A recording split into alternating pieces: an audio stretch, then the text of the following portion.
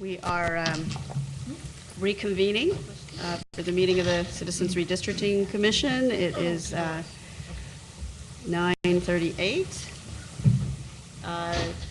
As I announced yesterday, we actually have a very short time in open session today because of interviews for the Chief Counsel. I have just a couple of things that I would like to try to get through in the less than an hour now that we have before we need to go into closed session. The commissioners have received, and it's been posted on the website, it has been posted on the website, right? Yes. The draft list of advisory subcommittee assignments. This was a severe kind of matching exercise. I did my best to make sure you had your first choice and try to keep the number small and manageable while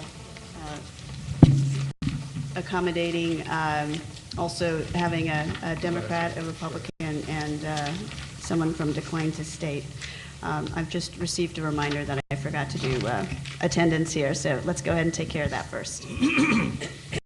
Commissioner Aguirre? Here. Commissioner Baraba? Here. Commissioner Blanco?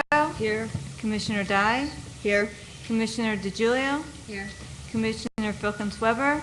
Here. Commissioner Forbes? Here. Commissioner Galambos-Malloy? Here.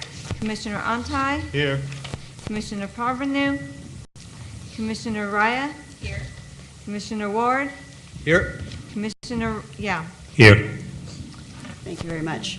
So if you, that's the one thing I would like to take care of is looking at that. I've also made some proposed times. I was hoping to only have 2 tracks, which proved to be impossible due to the couple of folks who definitely wanted to be on 2 subcommittees.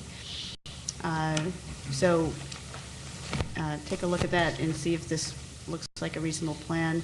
Also note that there's some implicit assumptions here about the time. The first track where the technical and public information committees would meet, I have from 9 to noon. And then the Finance Administration Committee meeting over lunch for a couple of hours. I made it only a couple hours because I figure there may be some limited things it can talk about until some of the other committees make a little more progress. And then legal and outreach going from 2 to 5. But, you know, if there are no conflicts, you know, obviously the legal committee could meet later, for example, or the Finance and Administration Committee could go longer. So this is a proposal. If anyone has any suggestions or thoughts or didn't get their choice, please say so now. I think I accommodated everyone's first choice. Given that I think we're pretty well situated on the outreach committee, I'd be happy to step down from that and just focus on finance and administration. Okay, thank you. Any others? Yes, Commissioner Yao. I noticed the starting time as being 9 o'clock. What did we agendize the Wednesday? Good point. We agendized it at 9:30, did we not? How big of a deal is it to change the time, Si? The agenda hasn't been sent out yet. No, so we'll make that change. It's got to go out today. Okay. I thought I had to go out yesterday. Today? Okay. So that was just to give a little extra time. If the folks on the Technical and Public Information Committee don't feel like you need to start at 9, that's fine too. It's just a suggestion. Just being that it's the first, I think we're fine for this first one, only because we'll be at a new location. I think just getting room assignments, getting set up, all that kind of stuff. I think we can fill a half hour with that and then be ready to start into business at 9:30. Okay. Anyone else want to take themselves off the committee or add themselves to a committee? Feel free to speak up now.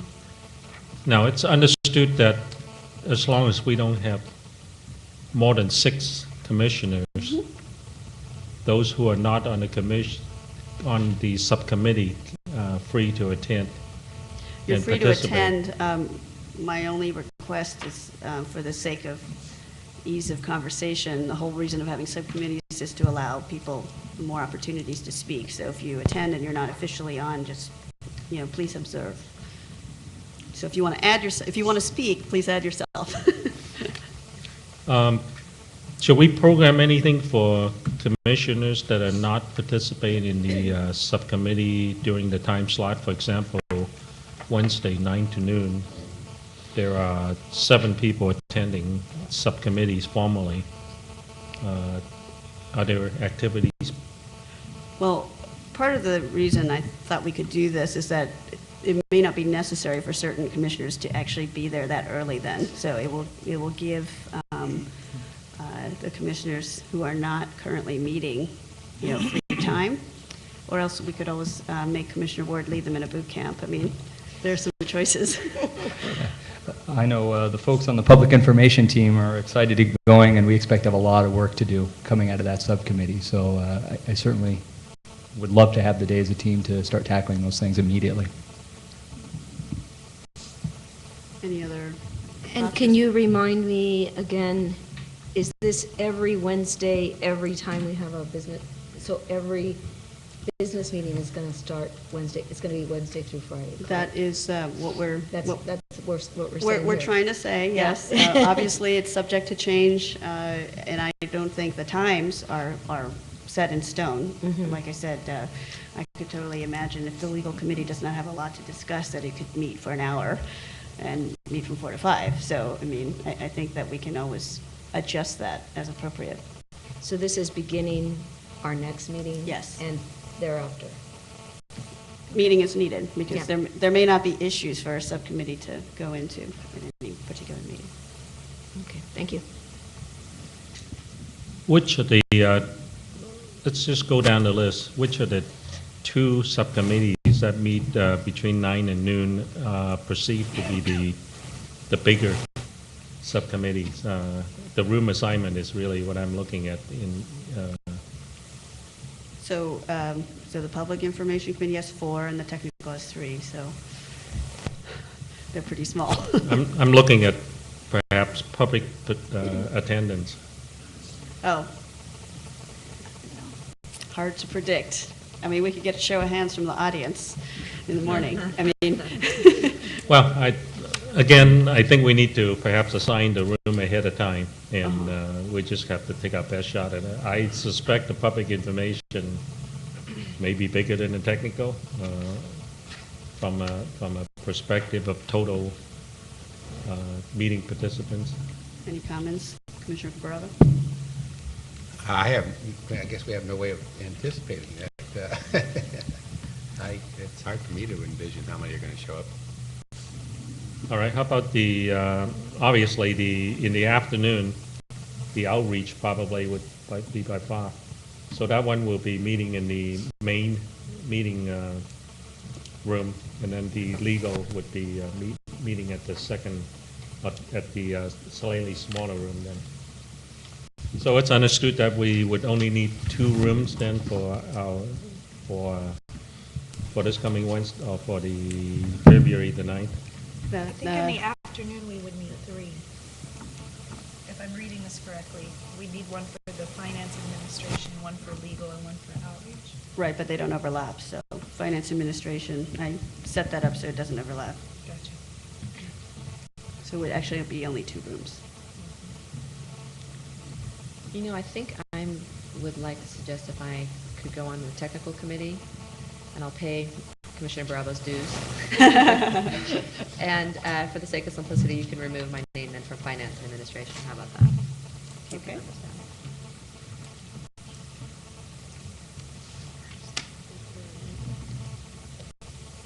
All right. Anyone else change their mind?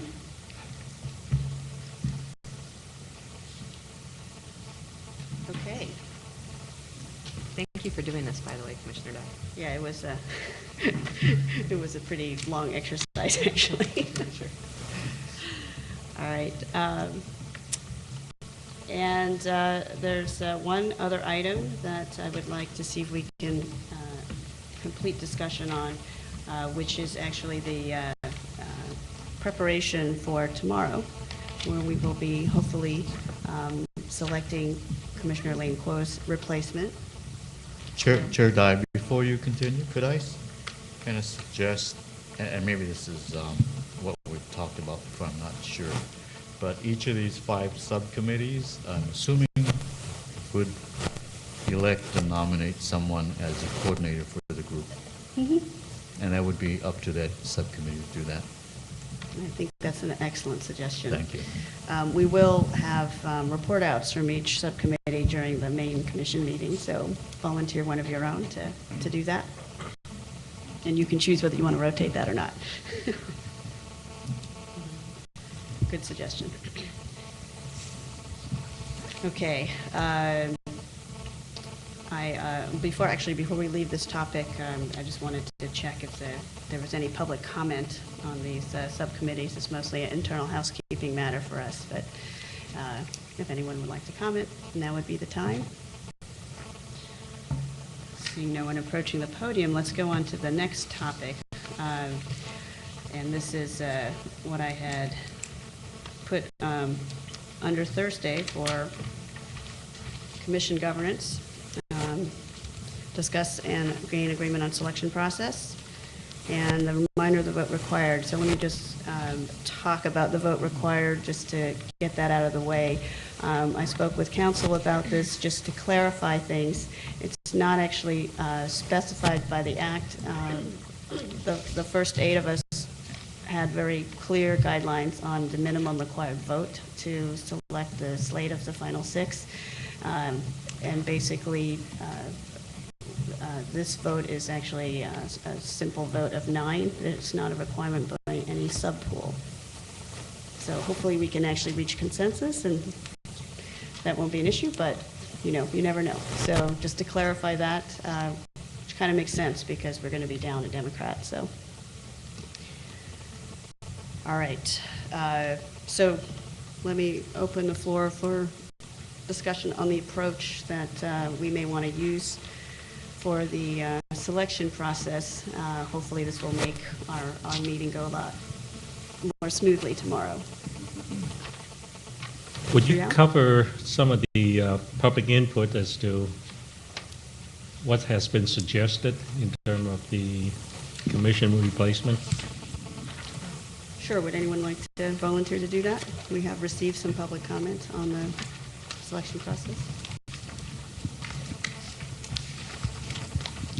I know somebody suggests that since the commissioner was part of the random drawing process, perhaps that random drawing process should be used to replace that commissioner. Yes, and we had this discussion last week and agreed that the commission, since it's not specified by the voting rights, by the Voters First Act, that we would take the latitude and select our final And commissioner. I also heard that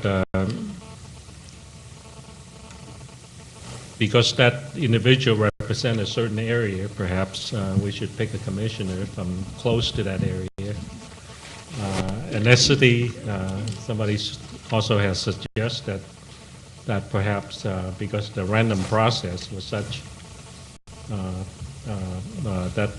that particular commission was picked, and we should pick one that's as close to the ethnicity and characteristic of that particular commissioner. Those were all public Suggestions. input as to how we should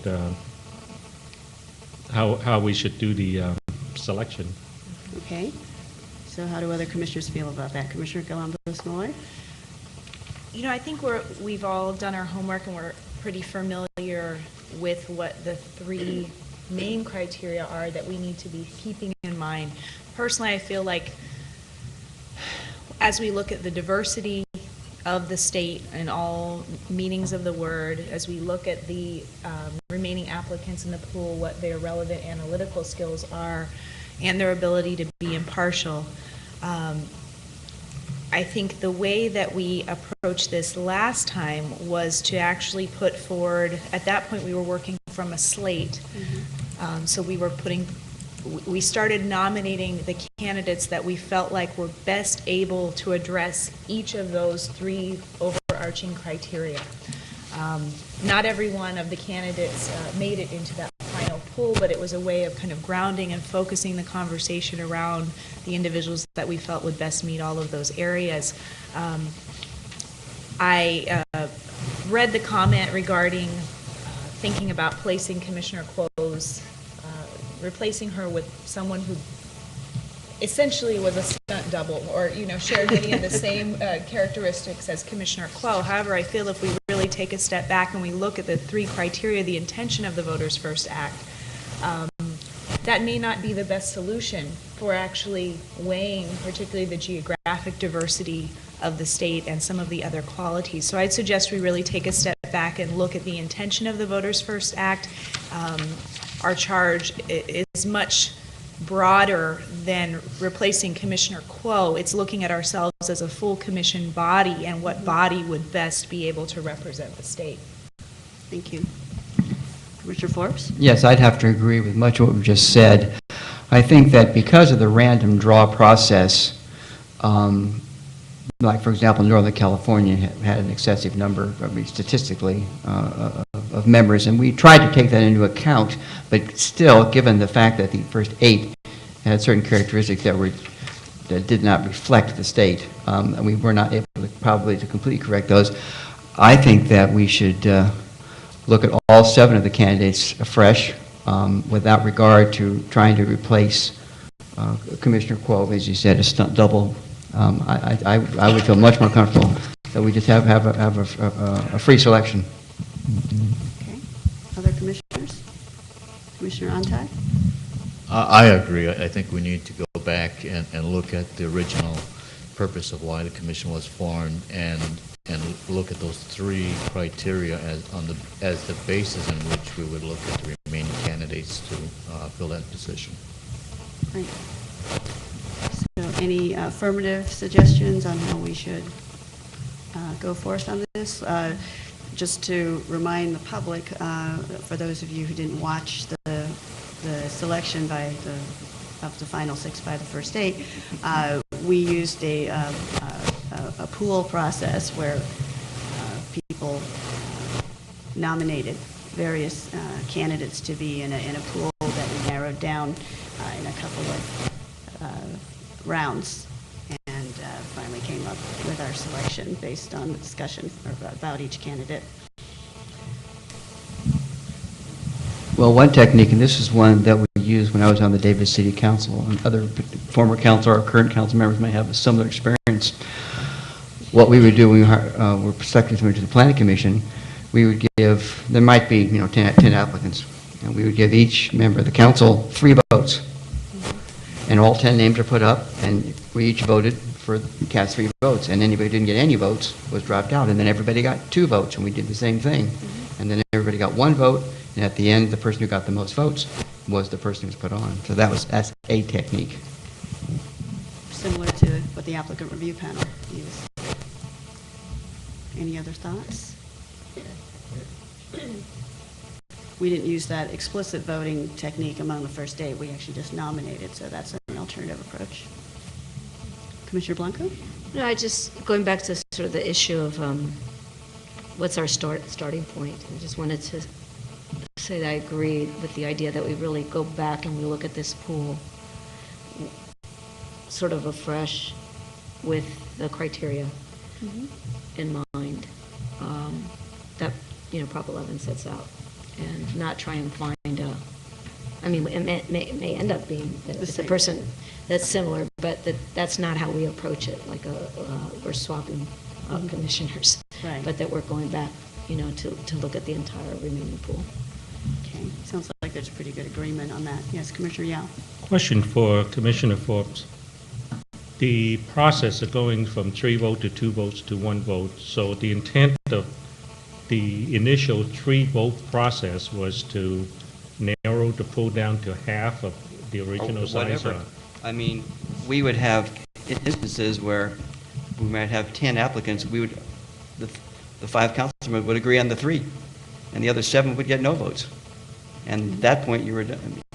Then you just had to narrow it down. So it is a mechanism of honing it down.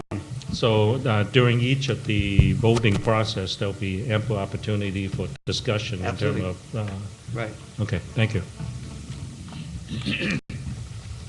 Any other thoughts? I would like to just revisit the criteria. There's obviously 3 that are specified by the act, and then the first 8 also added the idea of skill sets and ability to get along with the rest of the commission. Since there are 13 of us here, I might suggest that those may be good ones to consider, as long as they don't conflict with the overarching ones.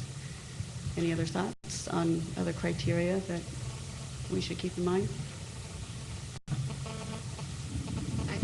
Commissioner DeGiulio? I think maybe, and I believe this has been mentioned earlier, I think something that may be a little intangible too, but I think we've been fortunate that we have a group of individuals who work very well together, despite the fact that there's times when we may disagree, where we still are able to move forward with that and are very respectful to each other. And I think that collegiality issue is also something. It may be harder to measure, but I think it's something to be considered. Okay, great. Other thoughts? Or is that a pretty good list? Sounds like a good list. Okay. All right. Do we want to move forward with Commissioner Forbes' suggestion? Or do it more organically like we did with the first 8, where we just nominated people to be in the poll? Commissioner Ryan? Ryan? Yes. Thank Go you. ahead. I like the suggestions just because I think it will allow us to just move forward quickly. And since we're only selecting one person, I don't think we need to. Have as much discussion about it? Yeah. Okay, Commissioner Yao? I would welcome Commissioner Forbes to make that a motion so that we can make a decision associated with it. Could you maybe, before you make the motion, explain it? Is it that when the first round, each commissioner gets 3 votes on the whole list? Right, or- essentially, we have a board up here, or wherever, maybe down here so the cameras can see it, with the names of the 7 people on the list. We each get 3 votes. We each vote for 3 candidates. Any candidate who gets no votes is removed. At that point, you revote, but there's only, each only gets 2 votes. Anybody who gets no votes,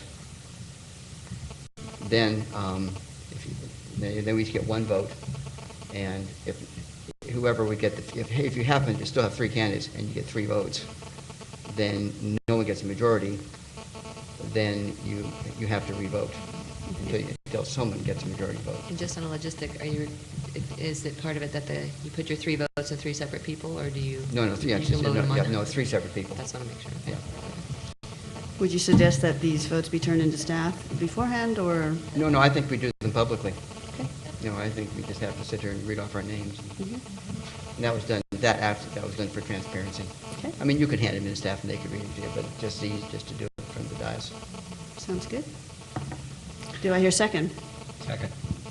Okay, it's been moved and seconded that we go through a formal voting process with 3 votes each for each commissioner in the first round, and narrowing the field down, eliminating candidates who do not have any votes, and continue to eliminate down with 2 votes per commissioner and 1 vote per commissioner as needed. Question. Let's say after the final 1 vote process, you're down to,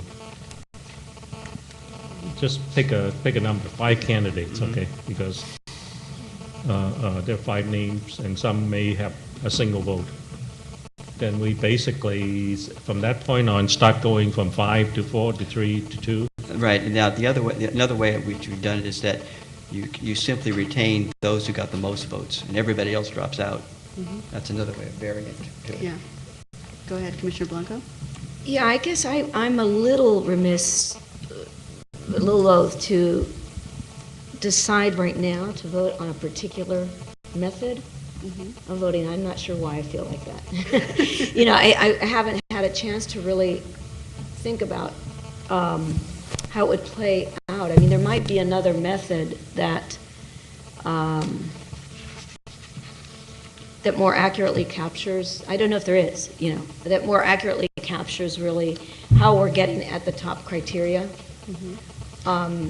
rather than just sort of a top vote getter process. I'm not sure if that's true. It may be that those are completely compatible, that we're going through the criteria and at the same time doing top vote getter. But I'm concerned that something might happen in the process that gets us off looking at those criteria. And so I'm a little nervous about right now, and maybe I'll abstain, but deciding our particular methodology.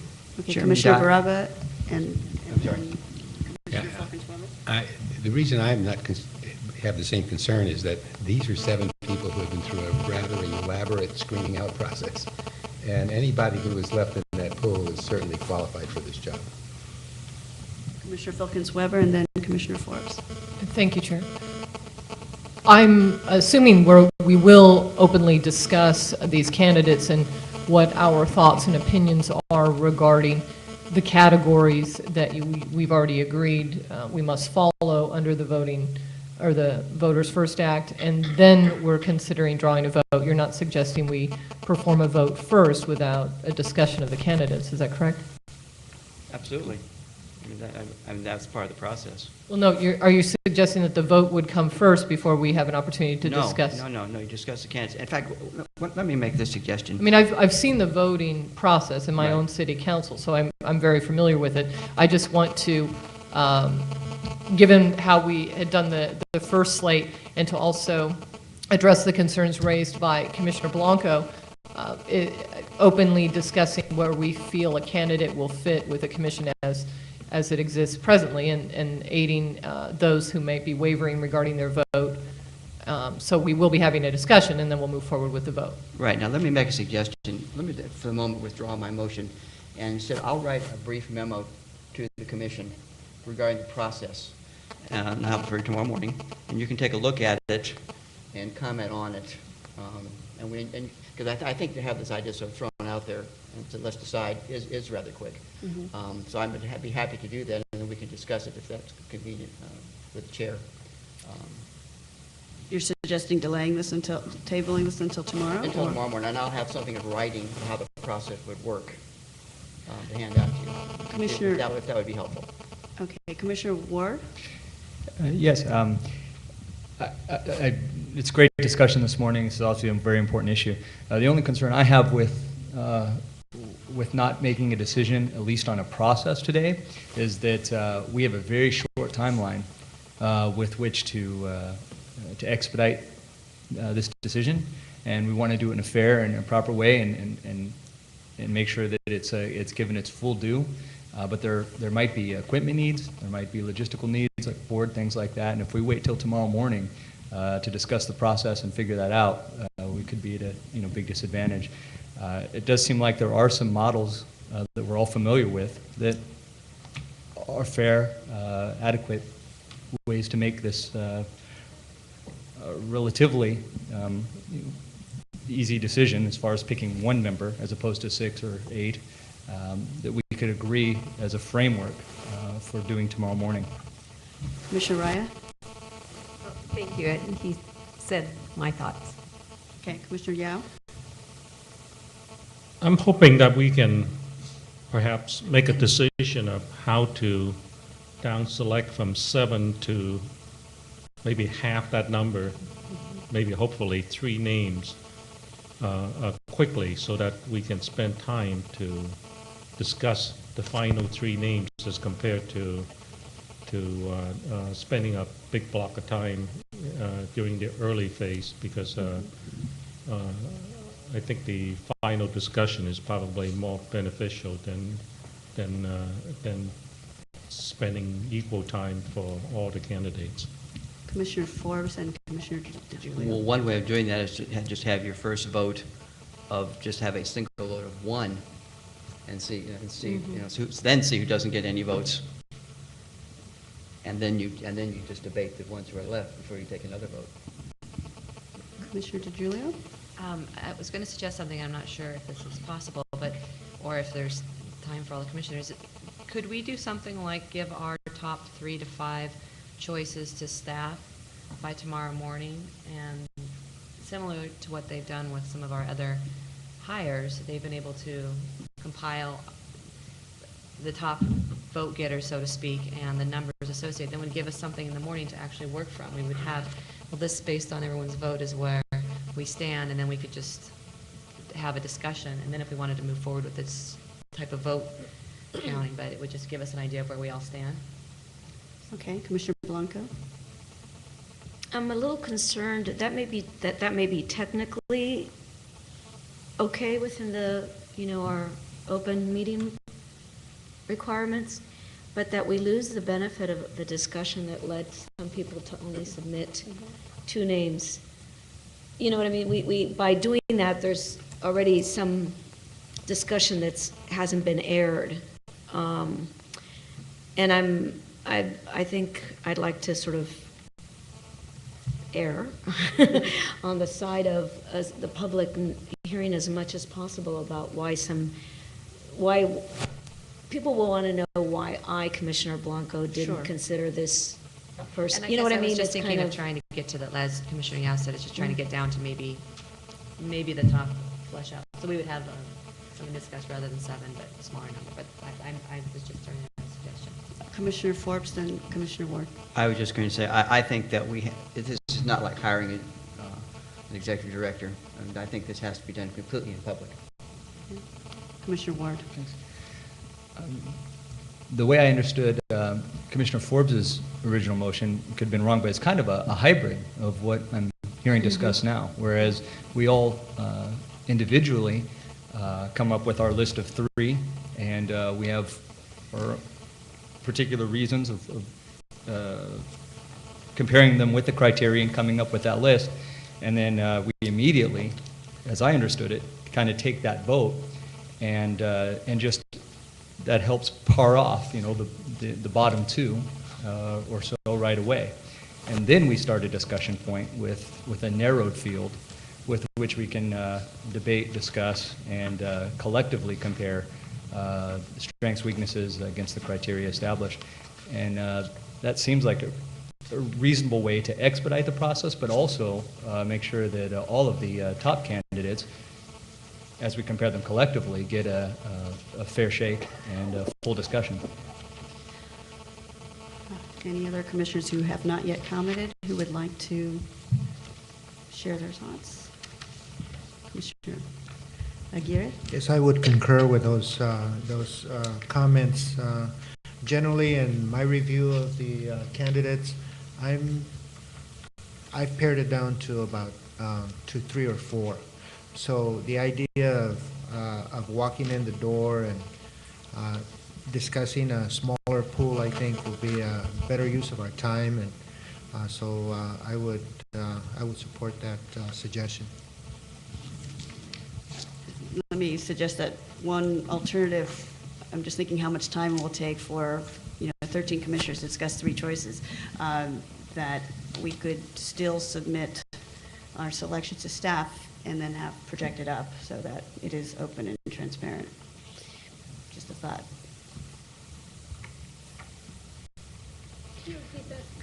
My suggestion is that that we could take a hybrid of Commissioner DeGiulio's suggestion of submitting our choices to staff, but to ensure that it's open and transparent, that it would just be projected up at the beginning, what the votes were, so that it's very clear how we came to the top vote getters. So each commissioner's selection would be clear.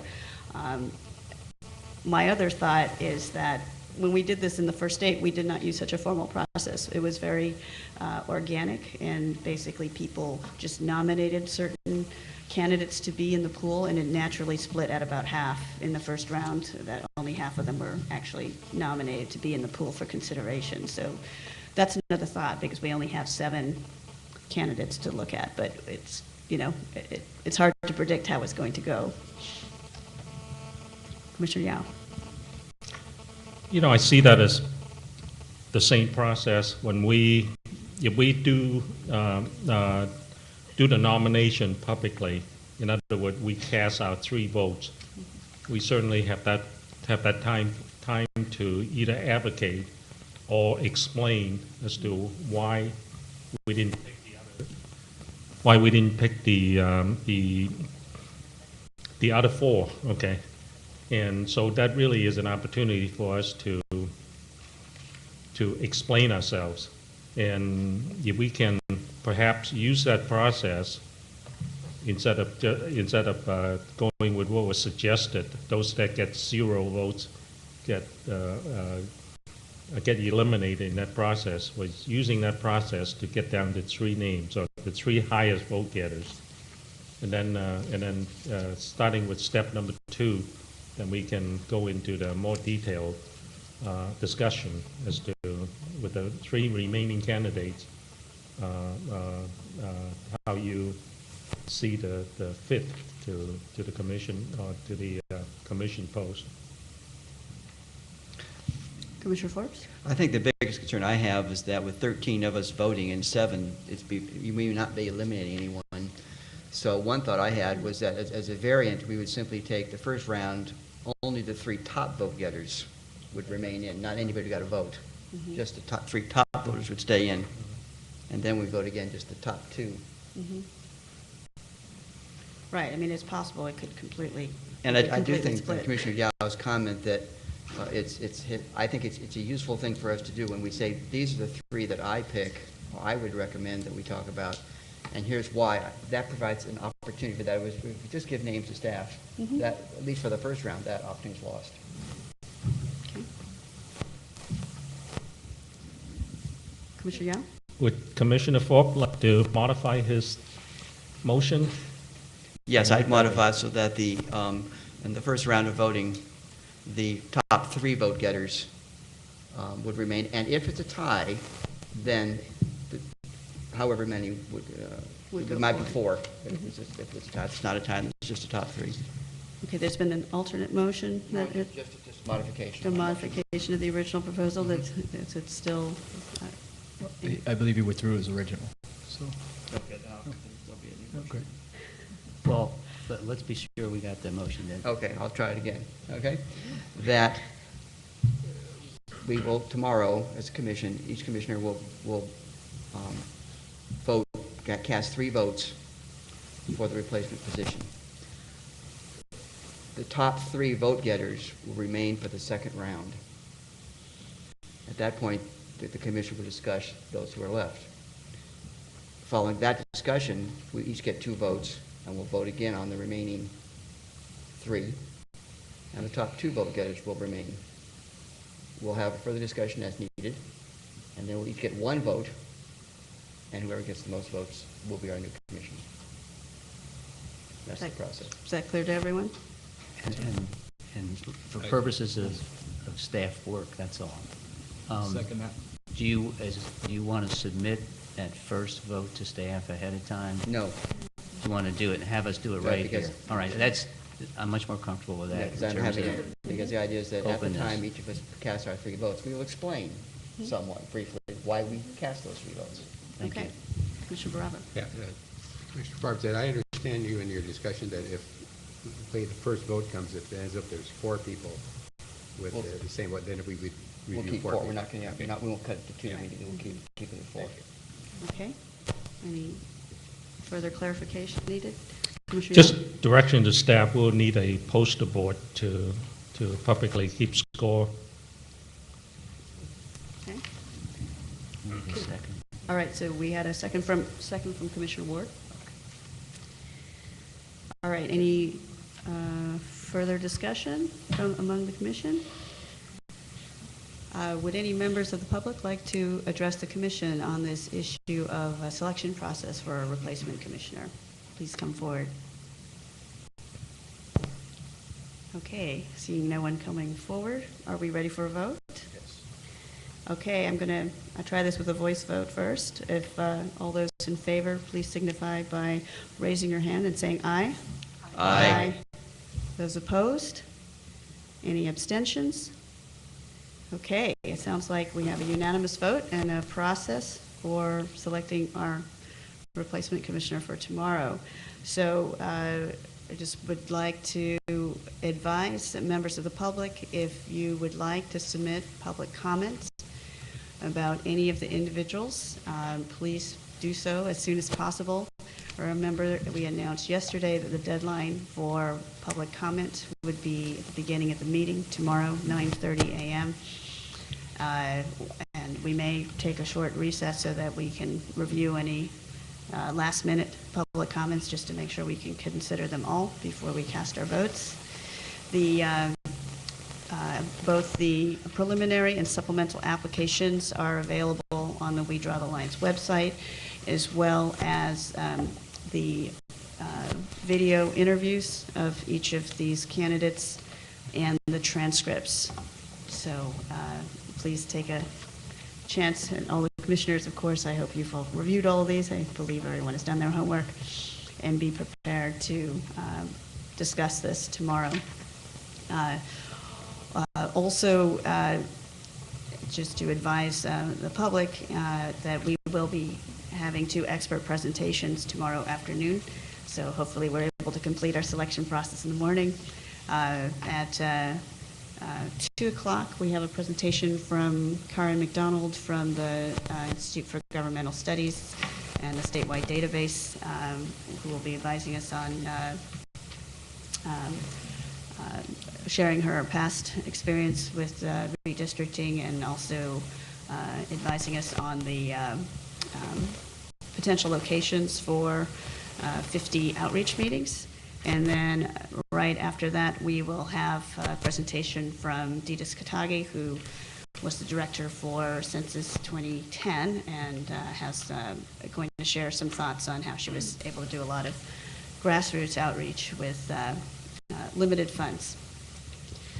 So with that, I think I've taken care of everything I'd like to take care of this morning, and we need to get upstairs for a closed session. So we will be going into closed session at 10:21 for consideration of personnel matters, evaluation of candidates for staff position pursuant to Government Code 11126A1. And we will reconvene at the end of this closed session before 5 o'clock, probably not much before 5 o'clock. We will come out of closed session and announce any decisions that have been made. Thank you.